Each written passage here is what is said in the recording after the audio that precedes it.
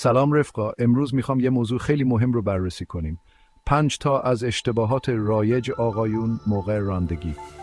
کمربندهاتون رو ببندین چون بعضیاش ممکنه حسابی غافلگیرتون کنه. اولین مورد، چسبیدن به ماشین جلویی.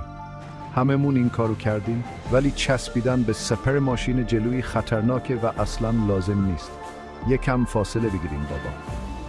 دومین مورد، سرعت غیر مجاز. میدونم حال میده که سرعت رو حس کنید، ولی یادتون باشه محدودیت سرعت بی دلیل نیست. آرومتر برویم و سالم بمونیم. سومین مورد، بی توجهی به نقاط کور. این جاهای کوچیک میتونن در دسترهای بزرگی درست کنن.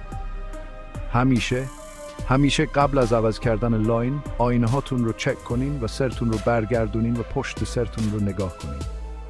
چهارمین مورد، حواس پرتی موقع رانندگی. چه موقع پیام دادن باشه، چه غذا خوردن، چه ور رفتن با ضبط ماشین. حواس پرتی میتونه خیلی خطرناک باشه. حواستون به جاده باشه.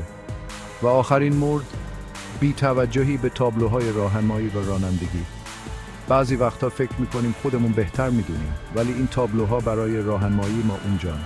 بهشون توجه کنیم و ازشون پیروی کنیم. خب رفقا، اینم از 5 اشتباه رایج. از این اشتباهات دوری کنین تا راننده بهتری باشین.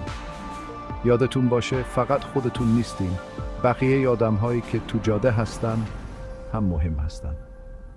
مراقب خودتون باشین.